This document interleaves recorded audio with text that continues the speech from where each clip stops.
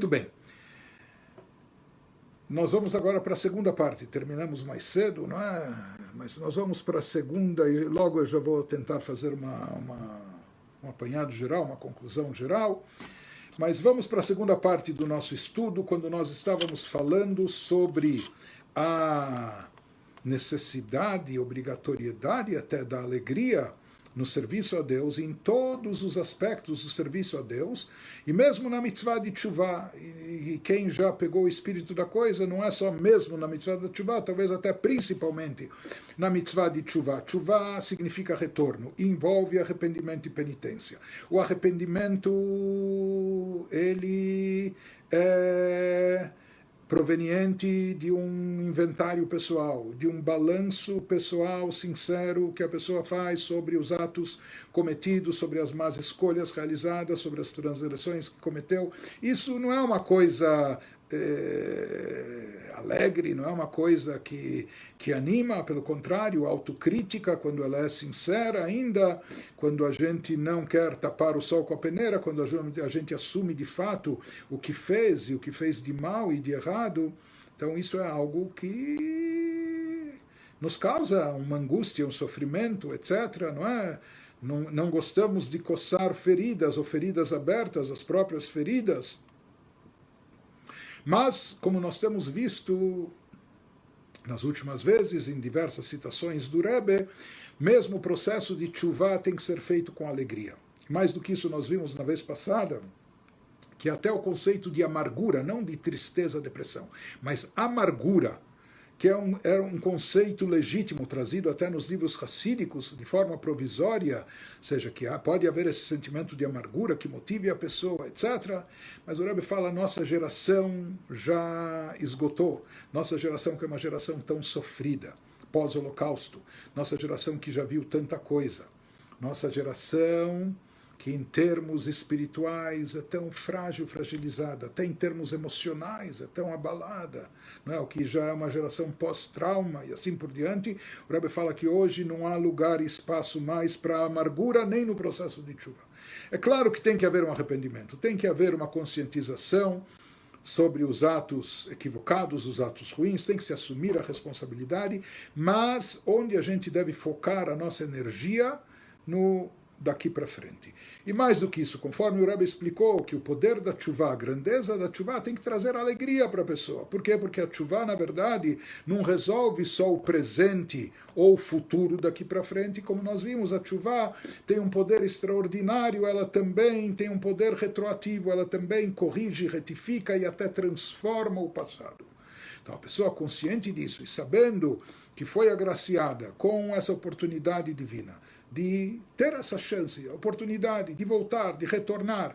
Então, por um lado, há um arrependimento, mas que esse arrependimento, sabe, se passe logo por isso, e o principal, se concentrar nos atos positivos daqui para frente, e isso vai retificar o passado. Se a pessoa ficar ruminando demais o passado e as coisas negativas, ele corre o risco não só de cair em depressão, mas também de desistir, abandonar, achar que já se comprometeu demais, etc. Ou no mínimo isso é capaz de imobilizá-lo e paralisá-lo durante um bom tempo. A pessoa pode acabar imaginando, enquanto ela está nesse processo, sabe, puxa, o quanto é ruim, o quanto ele é um fracasso, um fiasco e etc. E isso deixa a pessoa imobilizada, quando na verdade o principal é a pessoa estar cheia de motivação e energia para produzir boas ações, para fazer mitzvot, maasim tovim, para fazer o bem com o próximo, para realizar o que é correto com o Criador e assim por diante, e fazer isso com alegria. Por isso o Rebbe escreve para várias pessoas, e também isso é uma constante nos pronunciamentos do Rebbe. Por mais que existe no judaísmo, dentro do processo de tchuvá, existe um estágio que é o de Cheshbon HaNefesh. Cheshbon HaNefesh é o inventário pessoal, o balanço espiritual, o autobalanço que a pessoa faz das suas ações. Mas o Rebbe diz que até esse inventário pessoal, esse balanço, ele deve ter hora marcada. Ele deve ter momentos específicos. Porque às vezes tem pessoas que ficam o tempo todo se autoavaliando. que eu fiz, que nota eu dou para mim mesmo, em que nível eu me encontro, será que eu já saí daquele plano e já atingi um outro ou não, e sim, etc. O Rebbe diz isso não é apropriado, não é correto, não é adequado, não é saudável e não é positivo. O Rebbe diz assim como negociantes, uma pessoa pode ter uma loja, uma indústria, etc. Então, mesmo quando ele tem que fazer um balanço, e às vezes esse balanço é uma necessidade estratégica para saber como ir tocando o seu negócio, mas esse grande balanço a pessoa não faz todo dia. Porque se a pessoa ficar ocupada apenas em fazer análise, balanço, etc., ela não vai produzir e, portanto, ela não vai render, ela nem vai trabalhar, ela só vai ficar se questionando ou se autocriticando, etc. E assim ela não vai produzir e vai ficar parada no lugar. Então o Rebbe diz da mesma forma, assim como às vezes a gente vê lojas, antigamente a gente via, não sei se ainda hoje, até supermercados, grandes redes, dia 31 de dezembro estava fechado para balanço. Não é? Então, tudo bem, se é um dia por ano, ou no último dia, em uma certa ocasião, mas não diariamente, não o tempo todo, porque isso é contraprodutivo, isso não ajuda. Então, se a pessoa algumas vezes por ano faz essa autoanálise, procura fazer esse balanço, etc., então isso pode ter seu lado positivo, mas não a cada passo que ela dá, não a cada momento, não a cada dia, porque isso não vai ser benéfico, pelo contrário, vai ser prejudicial, vai abalar a pessoa, não é? Vai paralisá-la. Por isso também o Rebbe fala, nós temos épocas propícias para quando fazer esse balanço espiritual, essa autoanálise, esse inventário pessoal. Isso seria, e se restringiria ao mês de Elul, que é o mês antes de Rosh Hashanah, de Yom Kippur, das nossas grandes festas, ou alguém que quer com mais frequência, você quer uma vez por mês, então véspera de Rosh Chodesh, por exemplo, antes do início de um novo mês judaico, então de repente a pessoa pode fazer um balanço daquilo que ela fez, realizou, de mitzvot, ou eventualmente se teve falhas, escorregões no mês que passou. Mas isso tem que ser feito esporadicamente e não com constância, não com uma regularidade diária ou, enfim, constante. Então, a maior parte do tempo, em outras palavras, nós devemos dedicar a fazer, a produzir, a realizar. Fazer mitzvot, realizar boas ações, não é? Produzir coisas positivas, mais do que ficar se autoavaliando. Agora, quando seriam momentos de balanço? Então, como a gente falou, se a pessoa quer fazer semanalmente, então se fala que véspera do Shabat é o momento de fechar as contas. Como foi essa semana que passou? Né? Ou, se uma vez por mês, na véspera do Rosh Chodesh, na véspera do início do novo mês. E a mesma coisa em relação ao ano, na véspera do início de um novo ano judaico, antes de Rosh Hashanah, naqueles dias de Slichot, que a gente já faz preces de perdões, antes dos 10 dias de Tshuvah, os 10 dias de penitência, etc. E principalmente o dia de Yom Kippur é um dia que foi consagrado para isso, é dedicado para isso, no qual a gente fala a prece confessional, o vidui, diversas vezes, é para não só falar, mas também para nos despertar, para refletir, meditar e tomar decisões sérias e sólidas e consistentes a respeito do futuro. Para isso nos foi dado o dia do Yom Kippur. Mas o Rebbe fala, mesmo nessas ocasiões, quando a pessoa faz o seu balanço pessoal, etc., deve haver aquela postura que é recomendada e que a gente encontra no Zohar HaKadosh, na obra mestra da Kabbalah, que o Zohar fala que existe essa possibilidade, nosso coração é grande, então tem que haver alegria de um lado do coração e pranto e choro no outro lado, ou seja, mesmo na hora do pranto e choro, mesmo naqueles momentos de amargura, quando nós lembramos os pecados e nos arrependemos, então isso pode causar até choro e pranto, mas simultaneamente tem que deixar reservado um lado, outro lado do coração para a alegria. Porque o próprio fato da pessoa, como a gente já explicou antes, da pessoa estar identificando a sua moléstia e procurando curá-la, isso por si só já é um motivo de alegria. Porque se ela ignorasse essa moléstia, etc., ela não iria tratá-la. Se não fosse tratá-la, isso iria comprometer a sua saúde e a sua longevidade. Então agora, pelo menos, que a pessoa, por mais que a pessoa está, talvez, tomando um remédio amargo, está num processo doloroso, mas ela sabe que isso é para torná-la saudável, para fortalecê-la, para lhe dar vigor em termos espirituais, isso vai se refletir até no físico e material, enfim. Mas sem dúvida alguma, então, mesmo na hora do arrependimento, da amargura, tem que haver presente do outro lado a alegria junto com ela também. E mesmo assim, como o Rebbe falou, a maior parte do tempo não tem que ser dedicada à autoanálise, a balanço pessoal, à introspecção, mas sim a feitura, a realização, fazer boas ações, realizar mitzvot. Existe um famoso dito racídico que fala que mesmo pouca luz é capaz de espantar muita escuridão. Então, assim falavam Hassidim, não fique brigando com a escuridão, não fique combatendo a escuridão. Acenda uma luz, nem que seja a chama de um fósforo, mesmo pouca luz já espanta, dissipa muita escuridão, trevas. E quanto mais, se não for pouca luz, quanto mais você vai aumentando luz, ou seja, você não precisa se ocupar da escuridão, você não precisa lutar e brigar com a escuridão para bani-la. Se você acende luz, naturalmente, automaticamente, a escuridão vai embora. Então, da mesma maneira, muitas vezes a forma ideal, principal, mais eficaz, se nós temos uma escuridão espiritual dentro de nós, em função de passado, ou daquilo de mal que cometemos, etc., então temos que nos arrepender disso, mas muitas vezes para limpar a alma, para lavar essa mácula espiritual, fazendo o bem. Quanto mais a gente faz e promove o bem, com isso a gente está acendendo luz. Então isso por si só espanta a escuridão.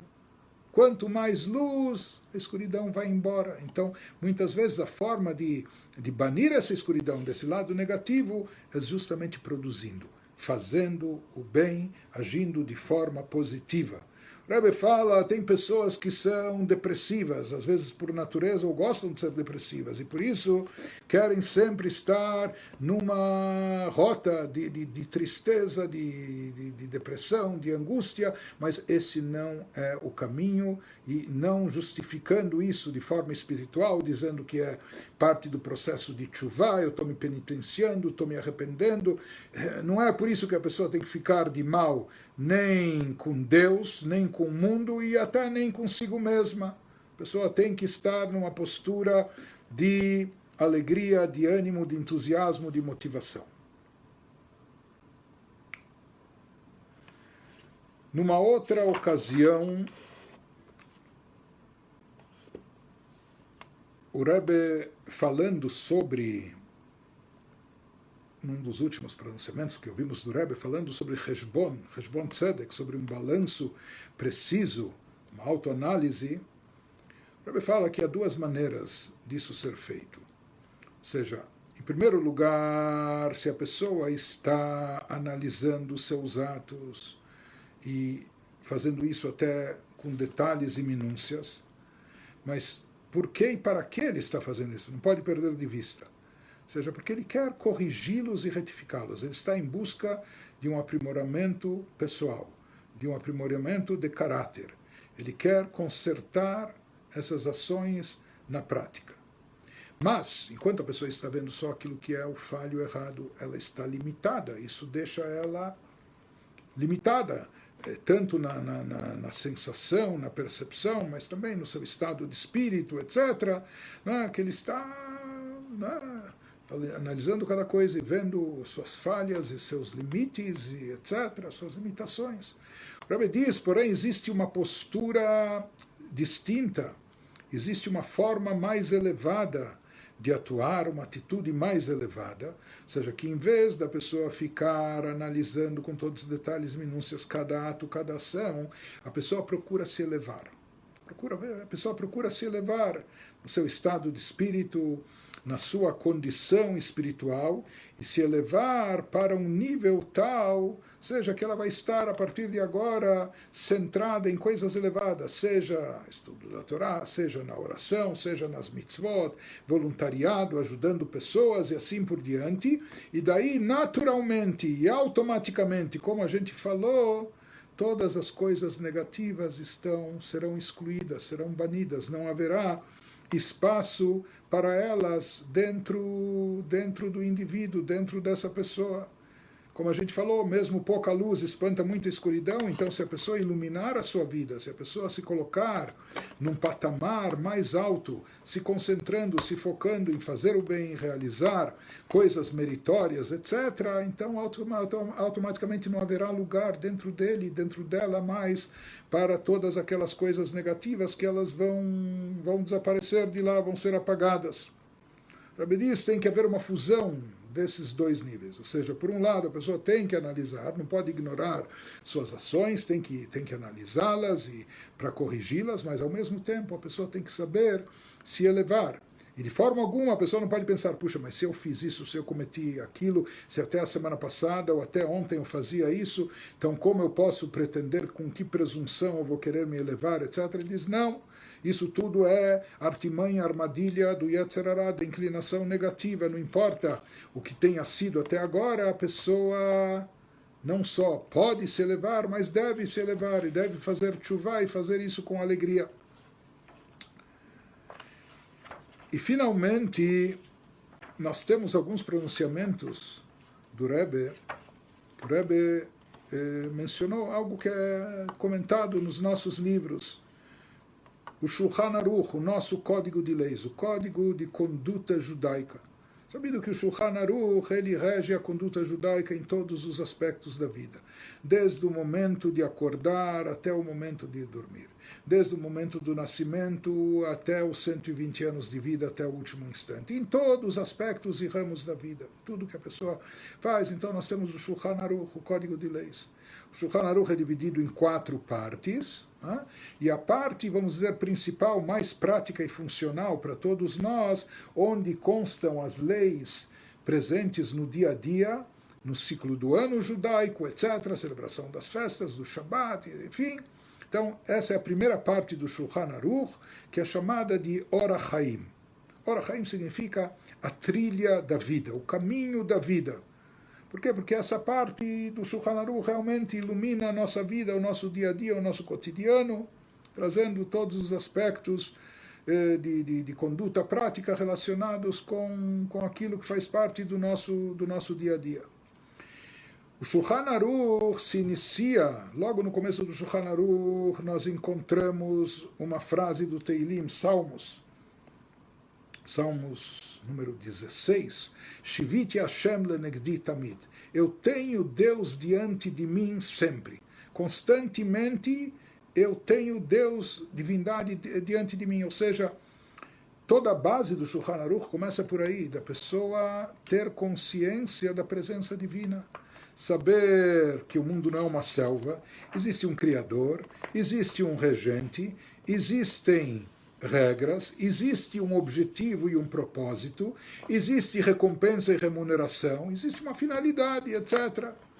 Então, a pessoa não age ou por intuição, ou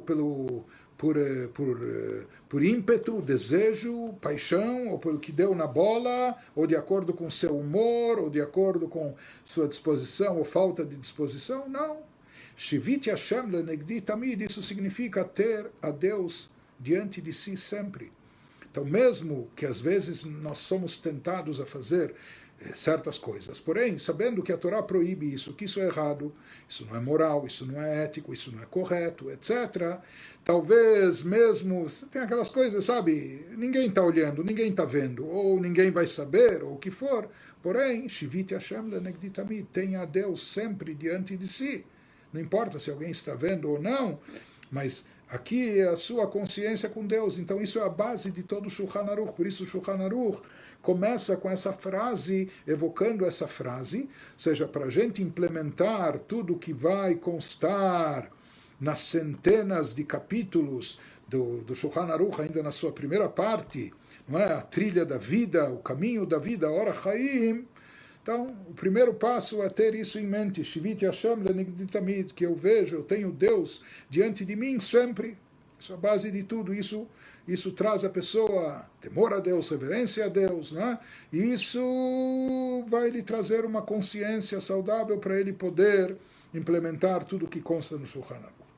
Como termina a primeira parte do Shulchan Aruch, Orach Chaim? Também com a palavra sempre.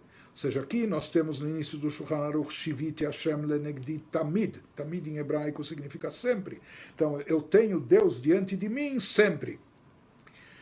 No término do Shulchan Aruch, quando ele está falando lá de leis relacionadas com Purim Katan, com o ano que tem 13 meses, então se comemora o Purim no Adar 2, mas o Adar 1, a data original, também é uma data alegre, e ele termina dizendo, Vetov lev mishte tamid, aquele que tem bom coração, para ele é festa sempre. Sempre é festa. Ou seja, tudo é motivo de festa. Alguém que tem um bom coração, e já falamos sobre isso, alguém que tem um bom coração, tem uma visão positiva da vida, ele não precisa de grandes motivos para alegrar, para celebrar, para ele sempre é festa. Ele naturalmente está alegre, como se sempre estivesse num banquete festejando, brindando, celebrando. Tov lev, aquele que tem um bom coração, mishte tamid. Então, para ele, sempre é um banquete, sempre há celebração. Ou seja, o Shulchan Aruch também é interessante. Começa com a palavra tamid, sempre, num versículo, tenho a Deus diante de mim sempre. E termina também com a palavra tamid, sempre.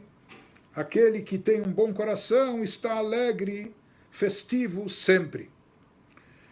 Então, o Rebbe diz que essas duas coisas, conforme trazido nos nossos livros, essas duas posturas devem estar presentes na pessoa constantemente. Esses são os dois sempre, ou seja, que o tempo todo, durante o serviço a Deus, ou quando uma pessoa vive de acordo com o Shulchan Aruch, então essas duas posturas têm que estar presentes constantemente na pessoa. Por um lado, o temor reverencial a Deus, que a pessoa se subordina a Deus, aquilo que está no início do Shulchan Aruch, eu tenho Deus diante de mim sempre e procuro então agir e me comportar de acordo com isso, mas também a alegria no serviço a Deus, que é algo que a gente tanto enfatizou, é aquilo que está na conclusão do Shulchan Aruch, Vetov lev mishte tamid, que a pessoa esteja alegre, feliz, festiva, sempre.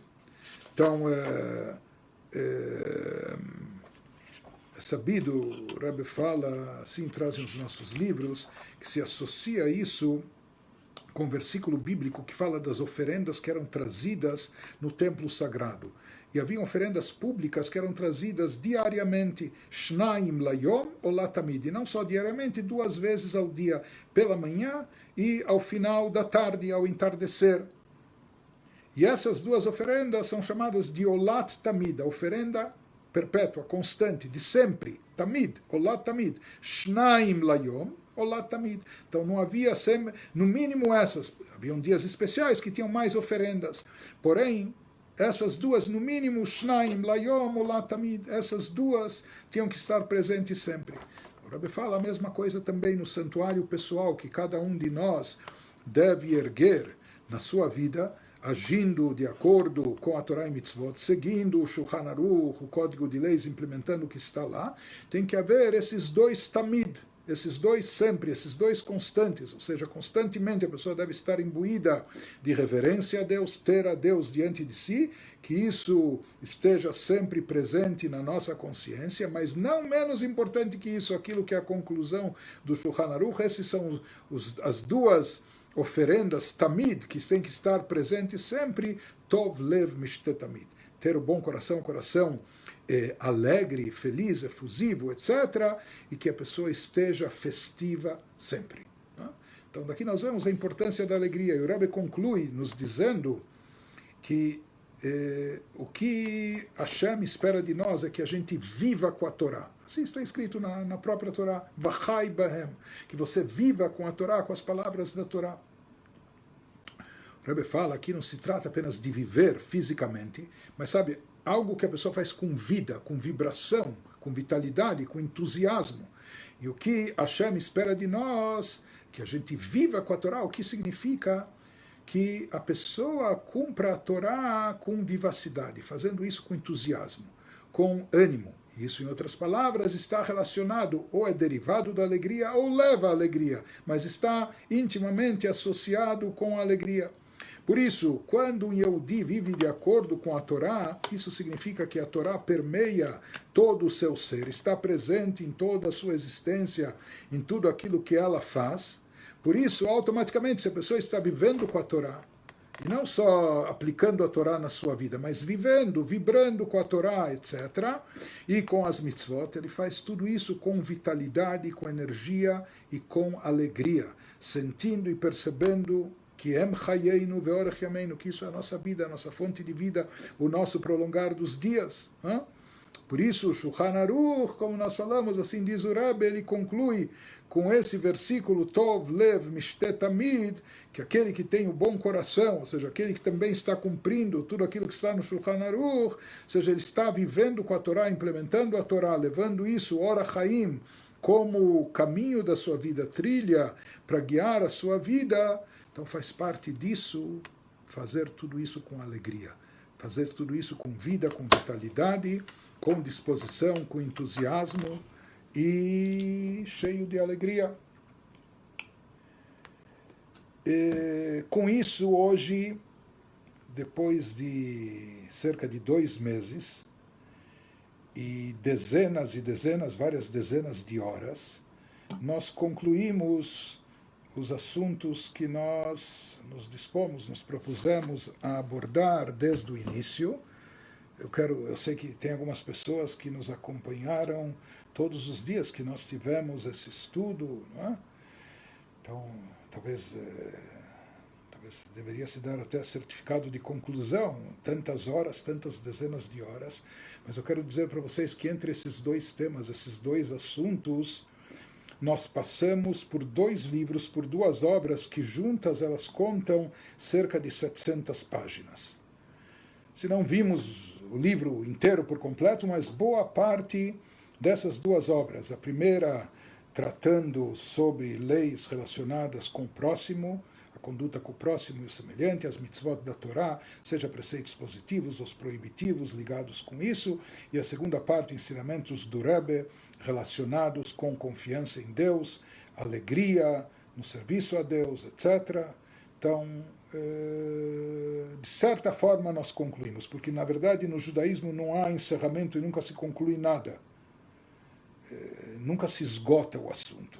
Talvez nós terminamos uma primeira abordagem, mas sempre há o que recordar, o que reaprender, o que se aprofundar, o que descobrir mais a fundo, enfim, mas pelo menos essa primeira parte, essa parte inicial que a gente se propôs, junto com todos vocês, nós tivemos o mérito de concluir. A verdade é que esse estudo não foi planejado. Ele foi meio que decidido assim no impulso, não é? Assim, no tranco, dentro da situação que a gente se encontra, não só querendo preencher o tempo, mas mais do que isso, aproveitá-lo e enriquecê-lo e aprender algo e trazer brachot, etc. Então nós começamos com uma certa frequência a fazer esses estudos, enfim, quando a gente começa às vezes fica até difícil de parar, cria-se condicionamento, né? Mas de qualquer maneira eu estava pensando em que tipo de sequência a gente poderia dar para isso, e eu nos últimos dias, talvez até últimas semanas, estava na dúvida sobre o que adotar, mas considerando que exatamente daqui 2 semanas nós vamos ter uma data muito especial, Gimel Tammuz, o dia 3 de Tammuz, que marca o Yortzeit, a data de falecimento do Rebbe de Lubavitch, há 26 anos atrás, ou seja, vai se completar esse ano 26 anos do seu falecimento. Então, em função dessa data do Yortzeit, eu hesitei, na verdade, em estudar um mamar, um discurso hassídico pronunciado pelo Rebbe, um discurso hassídico especial, todos são especiais, mas esse tem algo de mais peculiar ainda. Hesitei porque é um texto muito denso, profundo, talvez abstrato, espiritual, recorrendo a conceitos muito delicados, místicos, da Hassidut, da Kabbalah, etc. Ou seja, às vezes é difícil explicar e transmitir conceitos tão abstratos e mais ainda se a gente se propõe a ficar uma hora seguida falando de temas abstratos, espirituais. Não é todo mundo que está acostumado ou preparado para isso. Não é? Mas mesmo assim, dada a importância desse mamar, desse discurso racídico, conhecido como Ve'ata Tetzaveh, e nós vamos explicar do que se trata, vamos dar uma introdução, procurando facilitar, mesmo para a pessoa que não tem conhecimento prévio do assunto, dessa temática, até do estilo de abordagem, que é um estilo todo peculiar, mas no final optamos por isso. Nós estamos a 2 semanas dessa data, então, depois, a verdade, eu vou precisar até dar um tempo, porque nós temos outras aulas e gravações para efetuar, que por um motivo ou por outro não dá para ser feito live, a gente também precisa dedicar o tempo a isso, não é? Então, talvez depois a gente, daqui uns 10 dias, a gente vê como manter uma certa regularidade, talvez uma vez por semana, 2 vezes por semana, vamos ver, mas ainda selecionar um tema que seja interessante para a maioria das pessoas, mas antes disso, para compensar, vamos fazer, não sei quem é, uma maratona, isso é para os mais fortes. Nós vamos voltar, pelo menos a partir de amanhã, durante a próxima semana, vamos voltar à frequência diária, para quem tiver possibilidade, para quem quiser, para quem puder, enfim, para abordar esse mamar, esse discurso racídico. Eu quero ver se a gente consegue concluí-lo, encerrá-lo, pelo menos na primeira vez, não sei se é de forma superficial, mas passar por ele até antes da data do Yortzeit, do Rebbe, para que isso sirva também de material, de meditação, de reflexão, de estudo em conexão a essa data e etc. Então, a partir de amanhã, se Deus quiser, no mesmo horário, 10 horas no Brasil, todos aqueles que quiserem, vocês todos estão convidados. Nós vamos então fazer um switch, mudar de tema e assunto, apesar que tudo está interligado e relacionado quando se trata de Torá. Então, a partir de amanhã, nós vamos começar o estudo desse discurso racídico do Rebbe, Ve'ata Tetzaveh. Nós vamos explicar qual é o significado dele, qual a origem, enfim. E vamos, no decorrer desses próximos dias, procurar fazer isso até com uma frequência diária, se Deus quiser, à medida do possível, para que a gente possa, quem sabe, pelo menos de forma superficial, passar pelo texto. E depois cada um pode se aprofundar. Vamos procurar também fornecer material didático, acessível em português, para aqueles que queiram acompanhar ou revisar depois o assunto.